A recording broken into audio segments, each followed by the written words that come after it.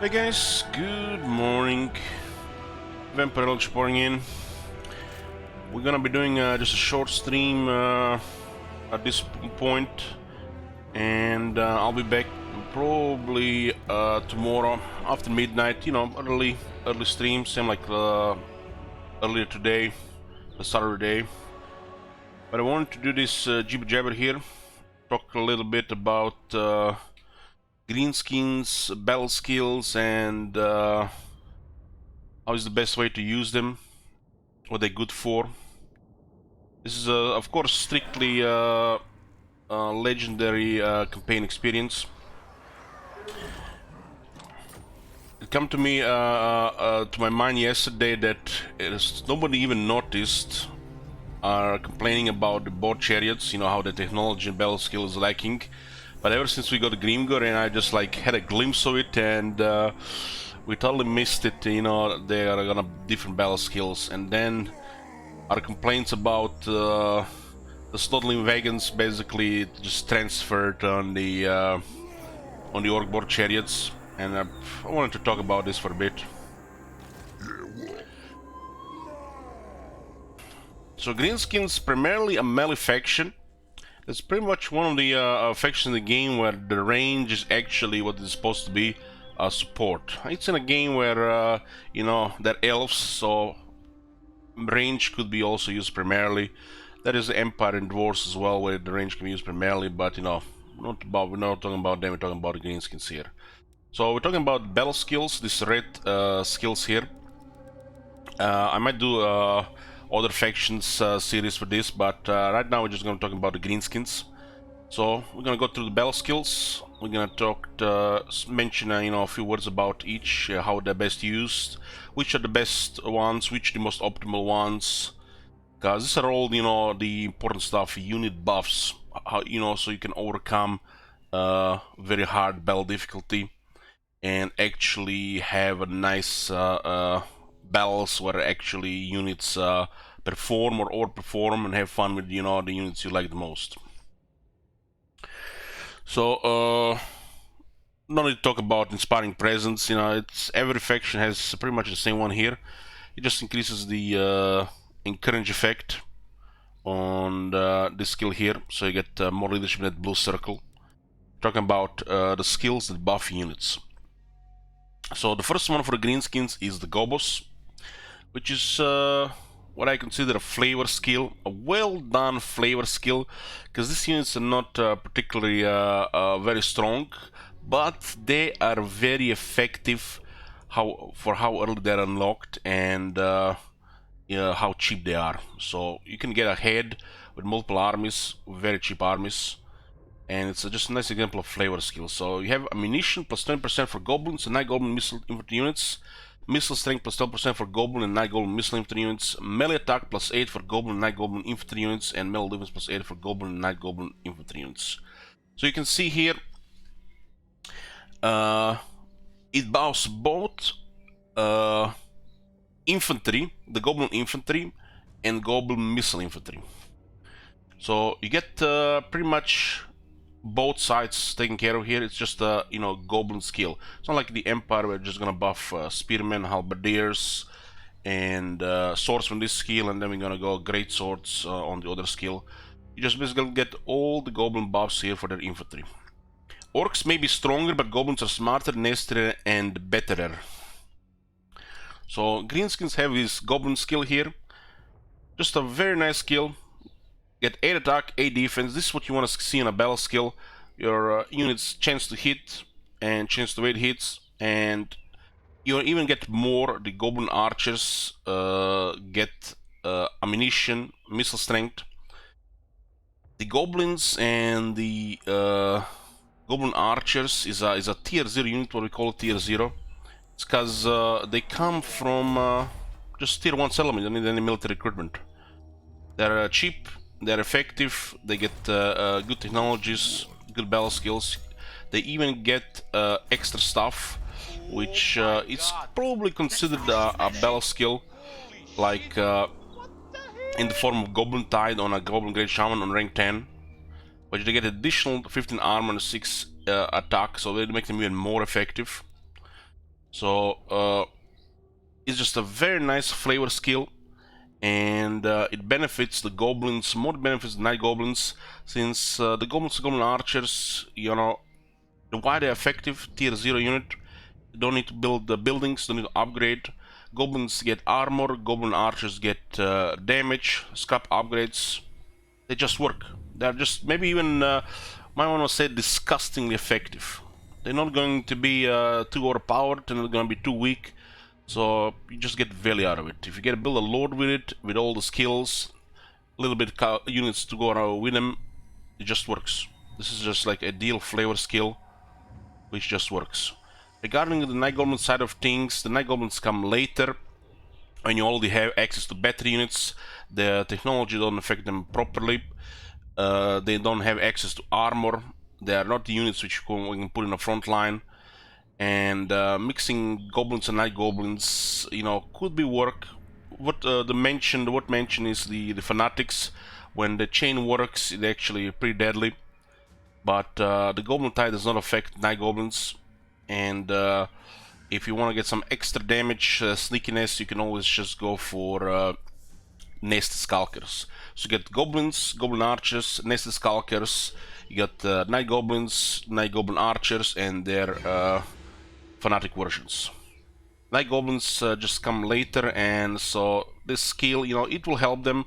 It will do some kind of questionable flavor, since it's another unit which you can just go the whole army with.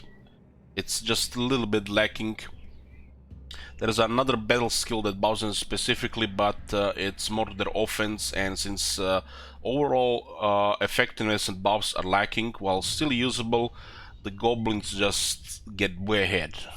This is due to, of course, Broken Axe faction, which is the Grom the Punch faction, which makes the goblins flavor even more powerful. We're talking about here general use battle skills. No need to go into that, but as a battle skill, this is what you want from battle skill. You get your basic units and you make them better, and it just works. Not like Bethesda meme stuff. It actually works. It's effective. It's cheap. This is, you know, how it should be. And look at this, guys. The second battle skill, Riders. Greenskin Cavalry can be devastating in the myriad mounts can if the myriad mounts can behave. Getting a big stick and maybe a carrot in the form of an orange painted gobo is the answer. Speed and charge. Speed plus 12%, charge plus 12 for all melee cavalry, orc board chariot, and squeak herd units. I can't believe that everybody missed it, including me, that there was an orc board chariot in this skill. I hope somebody said in the chat and I missed it, because I feel like everybody missed it when we configured Grimgor, had the riders, and I had a glimpse of it and like, right, it was the snotling pump wagons that had been robbed, not the orc board chariot. So there it is, boys. Orc board chariot, speed and charge actually is on the riders. There's a problem. What about the goblin wolf chariot?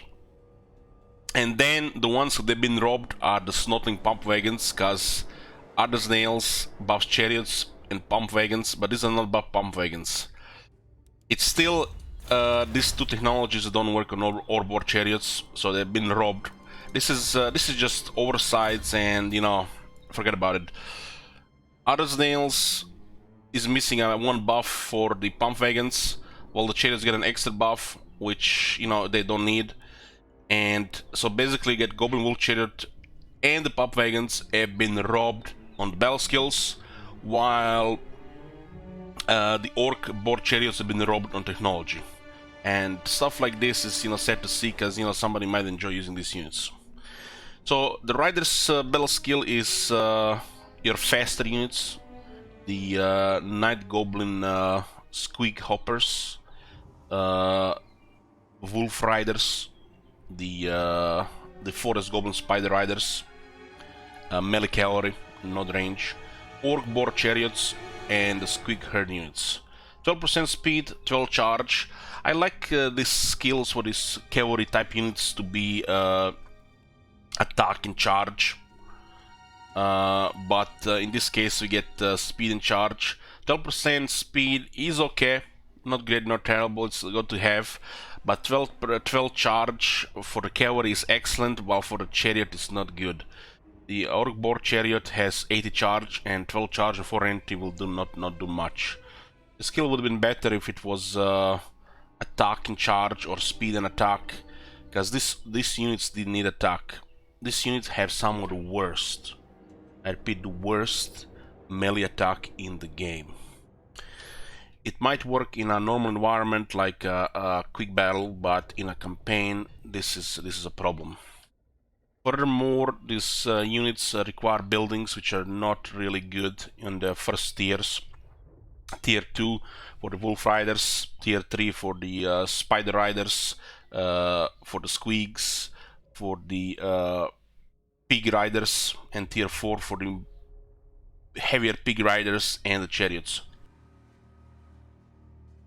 This skill has a worth mention of the Savage Pig Cavalry, which is excellent, especially the big ones, which along with the Squigs in the campaign is probably the best cavalry the Greenskins can use. And not particularly bad units, all these units, they're quite usable, but you know how the campaign progresses, they're just, you know, some better options, they're limited building slots. This skill is average, I would say it's average. So you can even call it, you know, like a flavor skill, because you can go without the skills. The Greenskin units excel at charge. The cavalry pretty much is all about charge and some questionable toughness, but due to the lack of attack, all that charge just goes poof after 10 seconds. All that defense just disappears, and all that toughness is just gonna go down, because the moment they are in, they are dying, and they just don't work anymore. There is also mentioning of the siege bells, the siege bell spam. In the field, it's nice to have a couple of cavalry units, but in the sieges, you know, it's hard to make cavalry work. Chariots as well, but you can always find something for them to do. But it sometimes feel like this unit is going to be dead weight in the sieges, while it's going to be nice to have them in battle. But you go into battle against the Empire, and all of a sudden they have demigriffs, they have Rice Guard, and your cavalry will hide in the corner. Your cavalry hide in the corner just going to get destroyed by the enemy cavalry. If the enemy have faster and stronger units than you, what is the point of getting the riders? What is the point of getting any of these faster units, the chariots? Or you can just went with a better, you know, variants of the units, or just more infantry, which, you know, Greenskins are all about. Is a melee faction that has amazing buffs for the infantry. Infantry is pretty much kind of their core, which just gets super buffed. So this skill is just average. I pretty much, if you ignore this skill, you're not really missing out. You're not really missing out. Sometimes these 3 extra points can be found. The units that will benefit the most out of this are the Wurzaks, Biggins, the big pigs, which is this unit.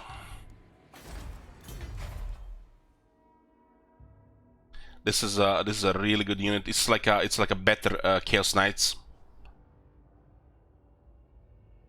And of course the Night Goblin Quick Hoppers, who have really fast, deadly, but they're squishy. But those are the units that benefit the most out of that. Just an average battle skill. It's good to have an option if you like, you know, having cavalry, deadly cavalry. It's like, just like I said, not particularly bad skill, not particularly, you know, bad units, but there's downsides using these units and on the Greenskin side of things. So we have our third skill here, the boys. The boys is this boss is one with the boys egging the lads on to greater feats and to hit bigger stuff with their choppers. Greenskins, like I said, primarily melee faction.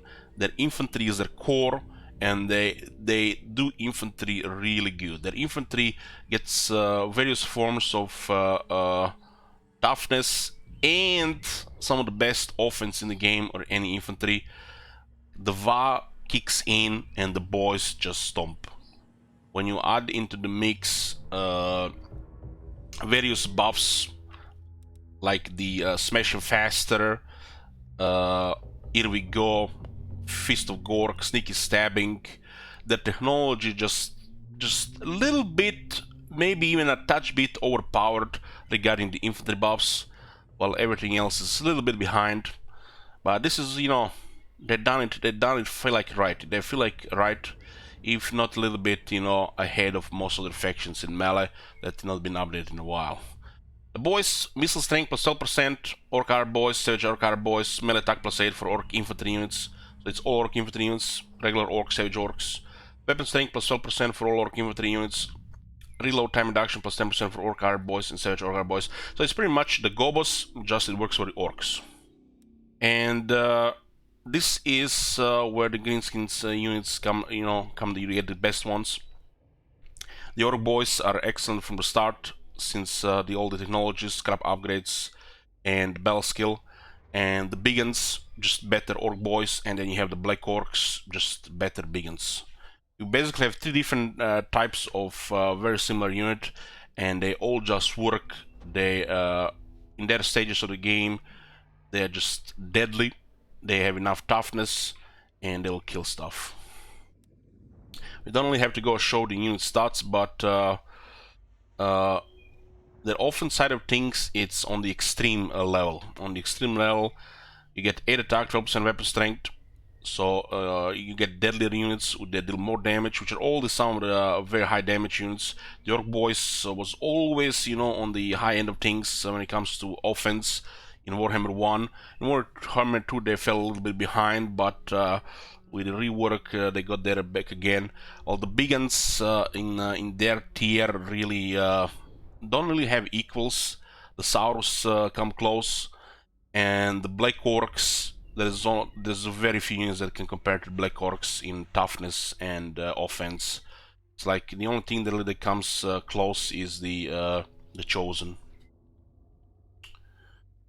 So the boys, it's the core skill, and it's one of your best skills, because one of your core units are the big guns and the Black Orcs, and you start with the Orc Boys.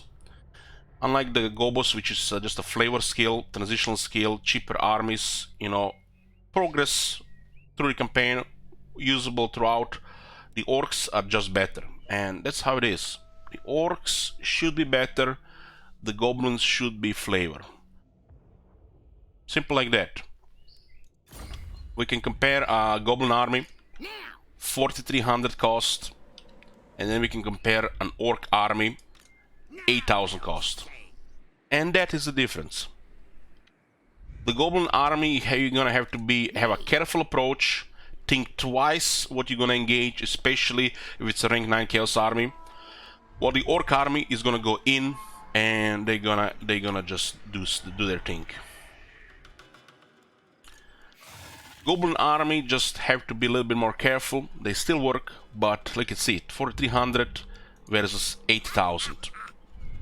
Simple as that. Goblins, unlike the Orcs, they don't have big guns, and they do not have Black Orcs. So you have Goblins, you have Night Goblins. Goblins can be working as a core, while the Night Goblins are pretty much support, because they simply cannot take damage, and they're behind the Goblins when they're needed, and what are their counterparts at the stage of the game they unlocked. So from the boys, which is the core skill, we got to the worst battle skill in the game. Probably the worst, like the worst battle skill in the game. Riding on chariots means you can be even more fighty and even more killy. Armor plus 12 for chariots and pop-wagon units. Missile strength plus 12% for all missile cavalry and chariot units. Range plus 10% for all missile cavalry and chariot units. So which units get buffed with this? The chariots are the Orc board chariots.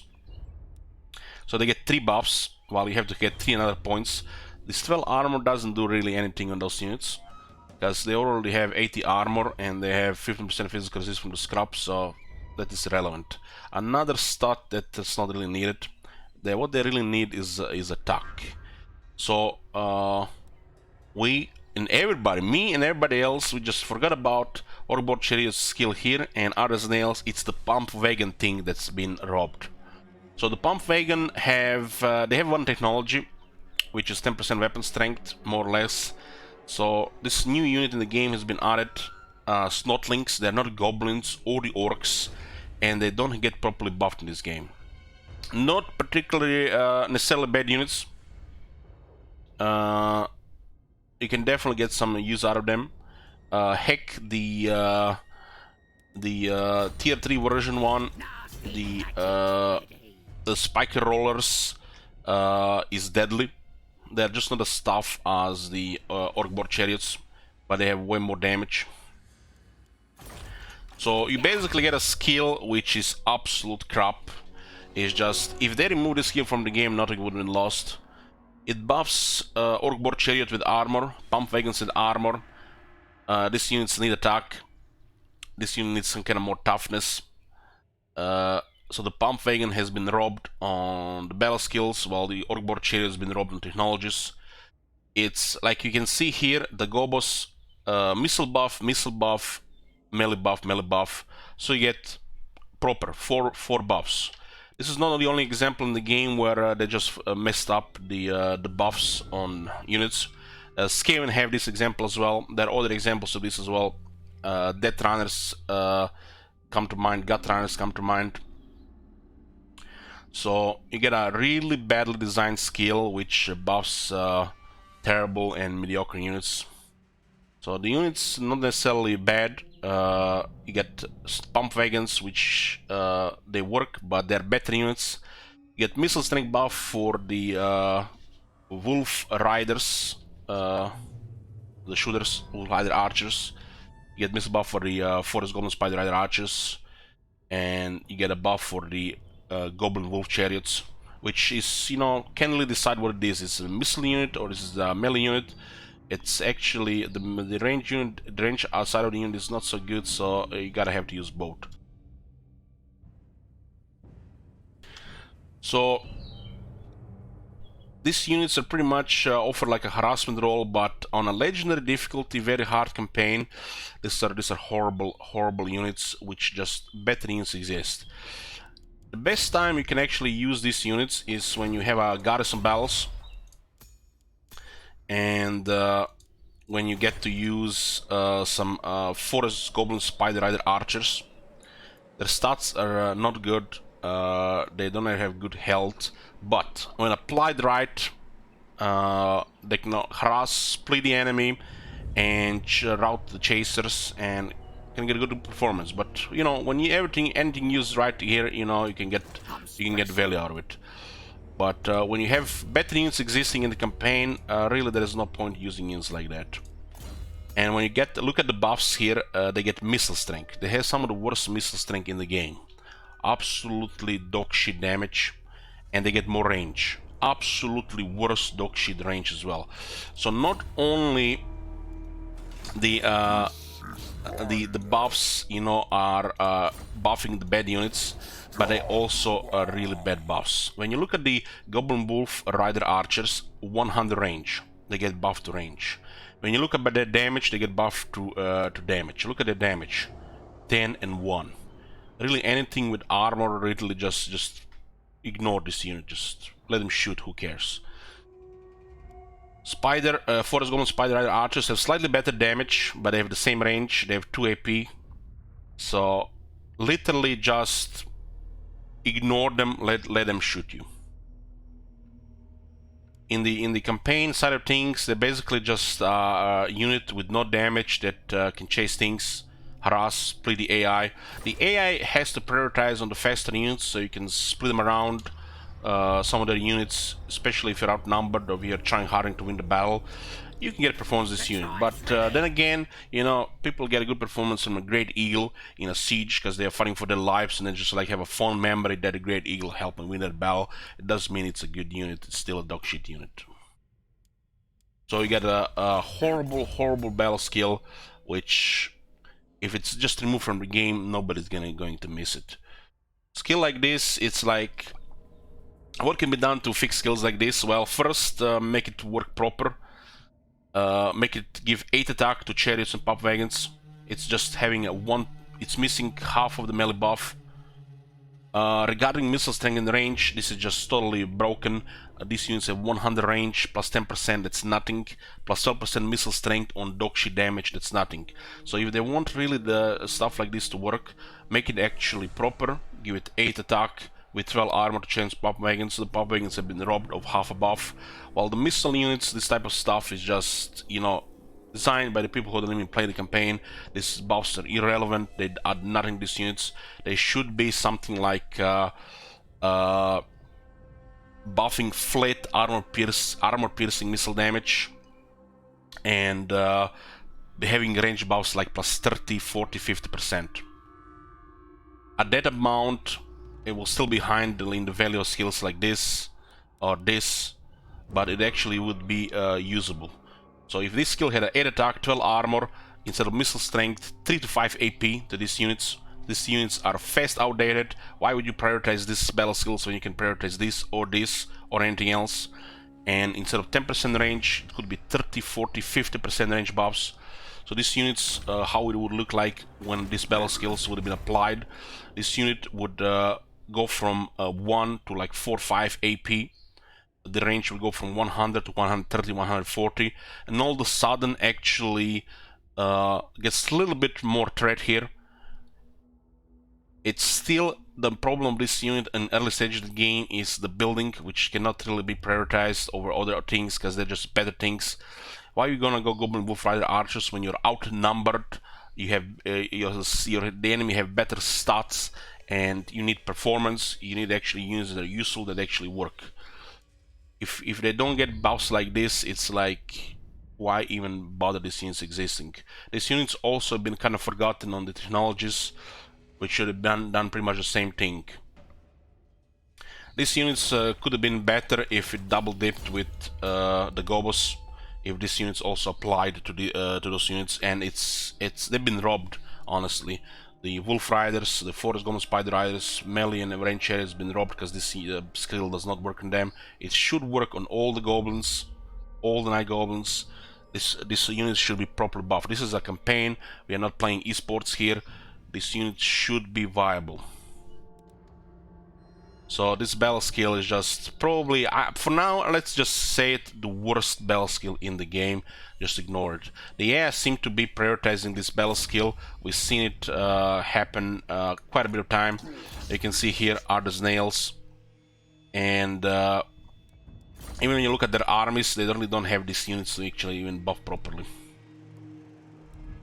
Moving on to the next battle skill,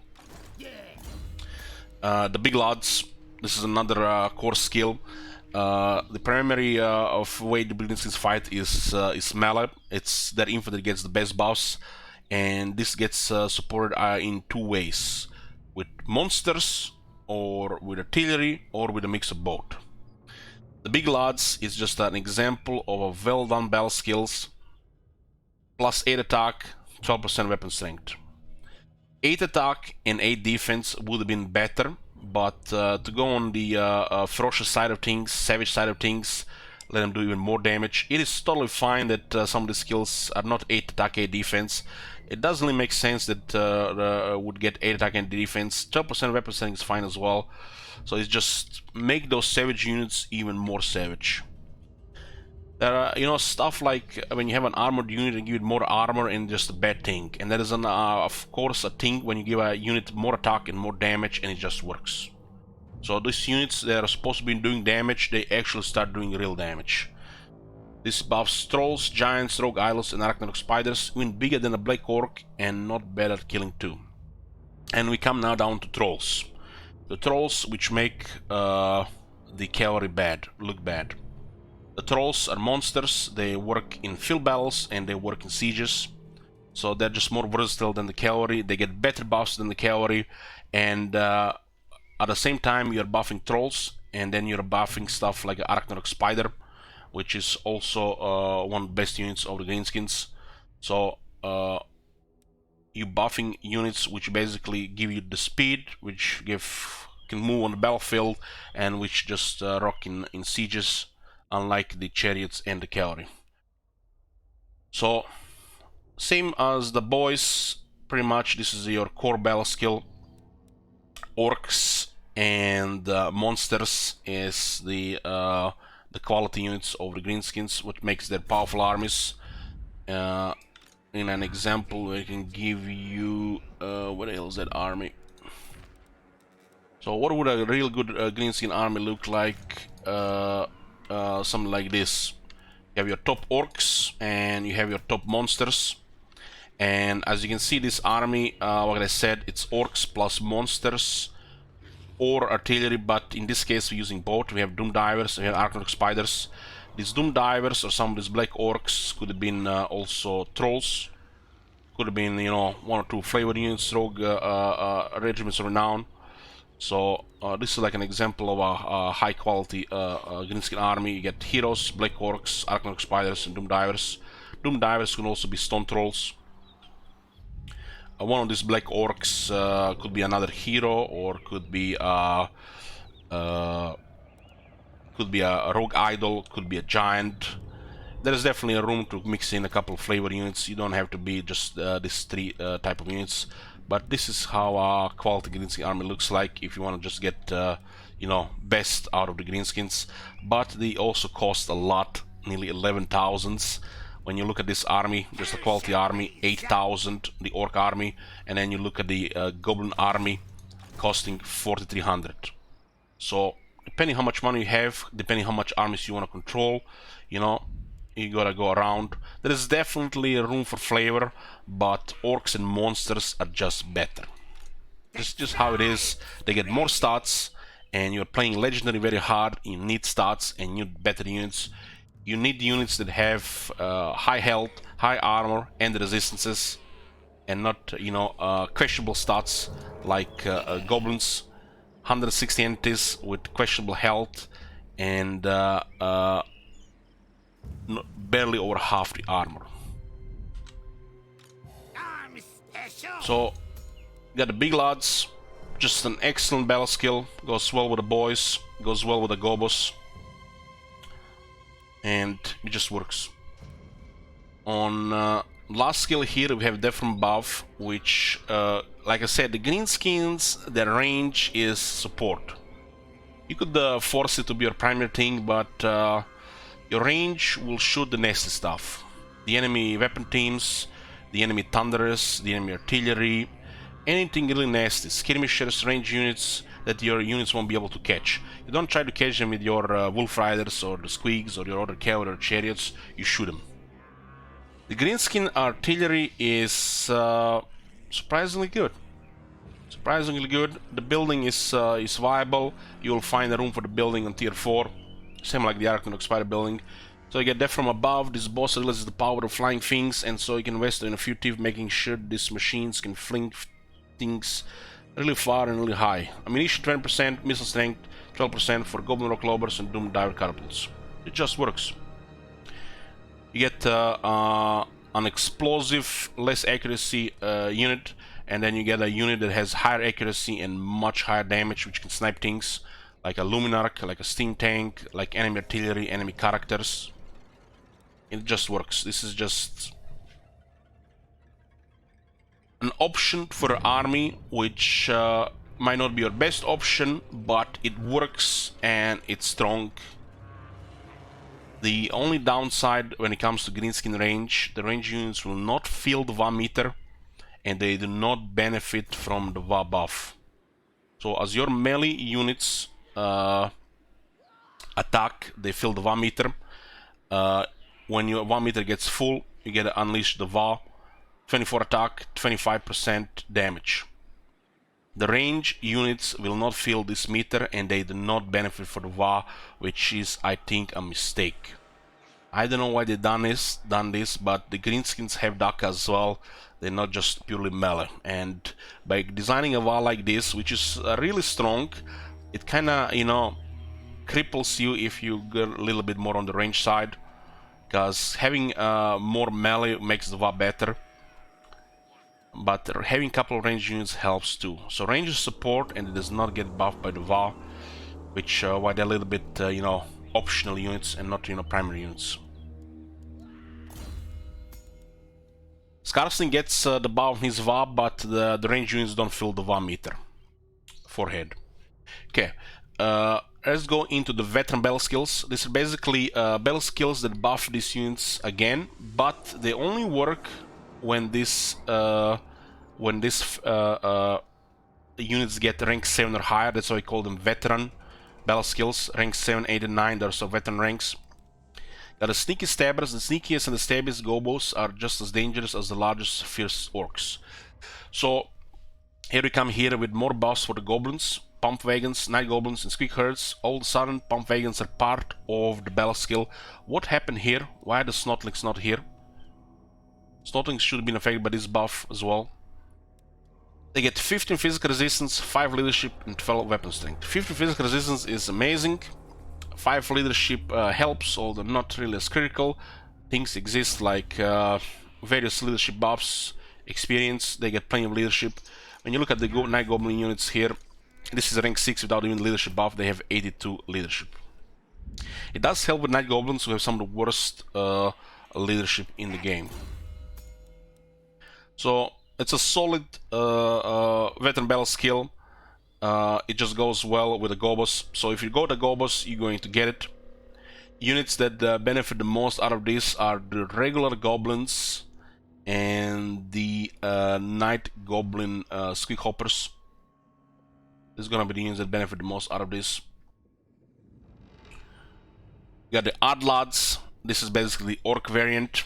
The Orc ones get ward save, armor, melee defense. So you got a skill here that increases their offense, just like pure damage, savagery, and then you have Odd Lads. It just gives them the opposite, all defensive stuff. Damage reduction, armor, melee defense. Is the amount of buffs the Orc infantry gets is some of the highest amount of buffs of any faction in the game for the particular type of units. And it's just, this is why the Greenskin infantry, the orcs, just really shine. They just get so many buffs, and it just works. They surpassed Warhammer 2 factions in the amount of buffs they get on any unit, orcs especially. We got biggest and strongest. It's one thing to be big, but quite another to be strong as well. So this is the monster veteran battle skill. Trolls, giants, rogue idols, arachnoid spiders. Here they get offense. Here they get a mix of things. They get defense, missile resistance, which some of these units need, and they get even more weapon strength, which is absurd levels, especially when you take into account the VAR buff on the top of it. So it's just a little bit overkill, honestly, with the amount of damage they get. Would have been nice if it was a physical resistance or a missile resistance, but you know, I mean, you can't really discard missile resistance. It does help for these units. These units are large, easy to hit. So another really good veteran battle skill. It's pretty much a core one to get, because in the later stage of the game, you will pretty much have these units in the army. You will have these units in the army. Savage Smarts is the veteran battle skill for the Death from Above, and it's a little bit absurd. It kind of pushes the Greenskin artillery even further, Empire or the Dwarf style. Nothing smashes harder than a rock falling from the sky, except maybe a bad moon if it were to fall. Ammunition plus 10%, missile strength plus 12%, reload time reduction plus 10% for the Goblin Rock Lobers and Doom Dive Catapults. So these units get even more absurd buffs and makes the artillery more than viable, more than strong enough endgame unit. They just get pretty amazing stats. All these battle skills are very good, except they forgot about Goblin Archers and the Orc Archer Boys on the range buff things. So, in my opinion, the Savage Smart should buff Goblin Archers, ammunition, missile strength, and roll time reduction, and the Orc Archer Boys as well. So how the skill is best used, we already, you know, seen it used, said many times. So you basically decide, you get a lord, like a Goblin Great Shaman, either for the orcs or the goblins. Then you decide, you know, how much money you have, and if you want to go flavor. If you have a lot of money, you pick the boys. You pick the big lads, and if you want to have a little bit more options for range, they're from above, Doom Divers. And then you just pick these 3 skills here. It just works. The buffs are high. It's very effective. If you don't have a lot of money, it's early in the game, or you're picking a flavor army, you can get the Gobos. It's cheap. With a Gobos, you have an option. You don't mix goblins and orcs. Keep it in mind. You don't mix goblin and orcs. The amount of skill points is just not worth it. They don't mix. Just don't mix it. Even if you go the boys, you can put a fanatic in the army. They don't need to have the buffs. The fanatic night goblins performance is a joke. You're just gonna use them for the chain. So you got the Gobos plus the big lads plus the artillery. The goblins kinda rely a little bit more on the artillery side of things, but you might as well also pick consider the riders or the cavalry option instead of artillery, and just go with the squigs. And you just rush the enemy. You're gonna have vanguard options. You mix mainly goblins, some goblin archers, or heck, even no archers. Put a couple of fanatics and the squigs, and you just go for them. Mixed with stone trolls, arachnarok spiders, it's a stumpy army. They're just sometimes going to take way more damage than the orcs, because the orcs are just tougher. It's going to be a cheaper variant, which can be unlocked earlier, and you could consider getting 2 of them at the cost of even one high-end Greenskin army. So it's basically just go goblins or the orcs. You don't go both, and then you mix it with the big lads and they're from above, and optional riders. The riders benefit a little bit more for the goblins and the savage orcs, not so for the regular stuff. So you got your mix of monsters, or just go for one thing. The way you go, the monsters always going to be present in the army, and the artillery is optional. And you just take the counterparts on the veteran battle skills. So this is it for the orc side of things, green side of things. We're probably gonna do this one for other factions. Since we're playing Greenskins now, might as well, you know, talk about it for the Greenskins. If you play another faction, we can do a jibber like this about other factions as well. It's gonna be just a short video, like under an hour. I feel like under an hour is still way too long for people to watch, but you know, if they can't stand an hour to get some you know, information, who cares about them? So what are you guys talking about? What are you guys talking about the trailer? I am not gonna be watching anything leaked. So unless the CA has released the trailer, I don't care. So guys, control yourselves. It's one more day. God. Have you seen that shit? Holy shit. What the hell? It's official. Let's see. Might as well watch it here. Trial by fire, Total Warhammer 3 trailer. Sure. Oh my god. Have you seen that shit? Holy shit. Thank you much, Cross. What the hell? Just give me a second.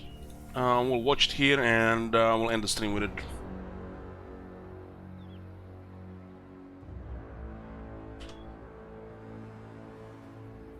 Oh my god. Have you seen that shit? Holy shit. What the hell? What the hell? So it got released just earlier. I guess it's leaked and then released earlier. Okay, let's go. Let's see. Get a little bit of cough first. I'm expecting God. just cinematic trailer. I don't really expect any them showing anything here. Tomorrow around this time we'll be watching gameplay on Total War official channel. And guys, play nice there. I'm gonna be in the channel and we're gonna be watching it there. I'm not gonna be watching it on my stream. Oh my God. Have you seen that shit? Holy Kislev. Kislev.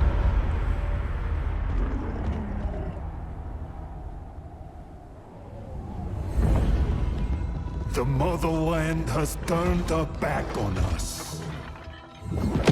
Exiled to a wasted land. Brothers and sisters betrayed. Whilst the meek cling to power. Is it just?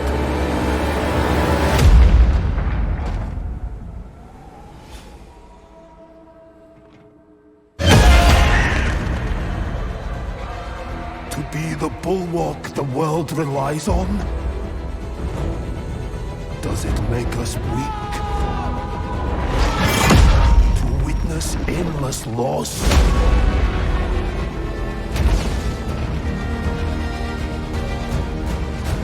Do we falter?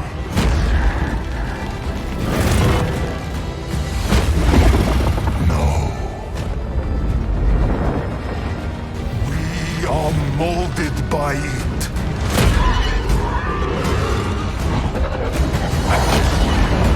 Forged hot against an anvil of ice. Rage consumes us.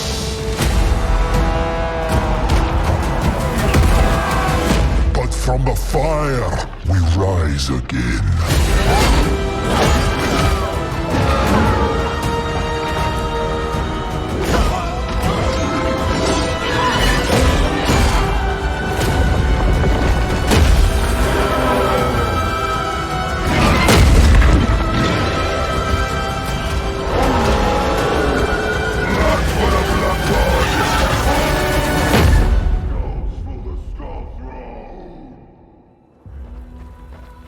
It's a big bear.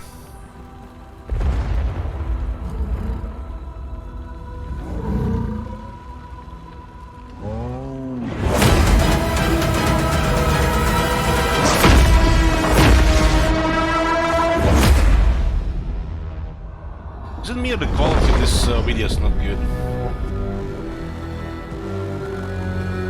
2021 and it's not. There is no 2K, 4K, Quad HD. My monitor actually looks really bad. 1080p. Damn. Let's watch it again.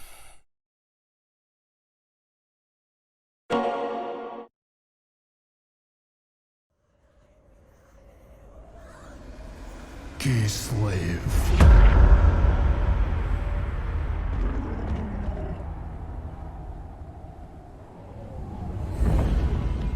The motherland has turned her back on us. Exiled to a wasted land. Brothers and sisters betrayed. Whilst the There's like the slow corruption. cling to power. Is it just?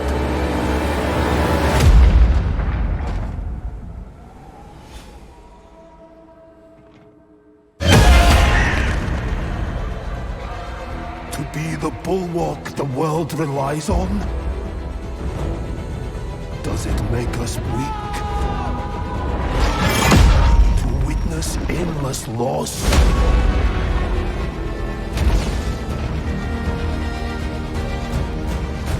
Do we falter?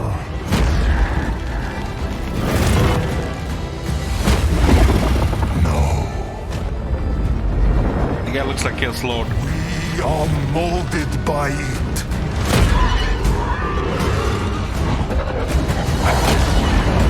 Forged hot against an anvil of ice. Rage consumes us. The way he voice changes is nice. But from the fire, we rise again.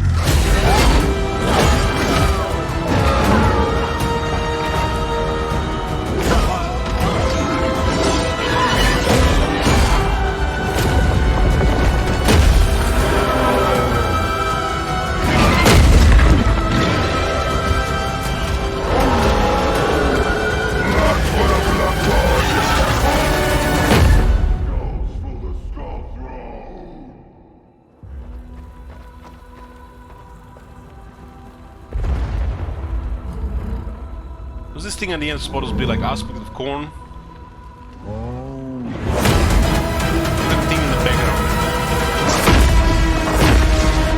reminds me of the great horn rat in the sky when you're doing the vortex battle with in the Ida vortex. It's like a massive demon, or maybe Korn himself.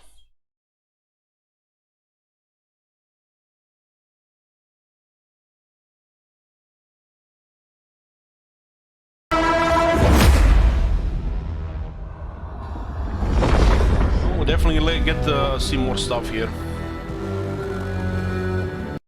Watch the survival battle first look gameplay. Where?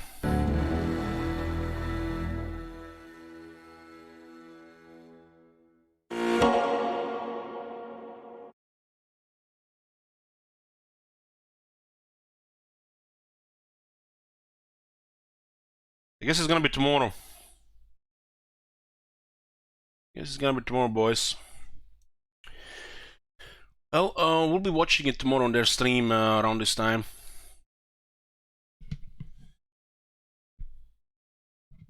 They released the trailer, Marconis. It was definitely showing a lot of cool stuff in the trailer. Well, boys, I'm done for today. Had a nice stream and had with this Jibber here. I'll be back. Nice stream again tonight, early in the day. Eliach Vampire Zombie mode. So thanks for watching, and I'll see you later. Probably gonna be around 1 AM.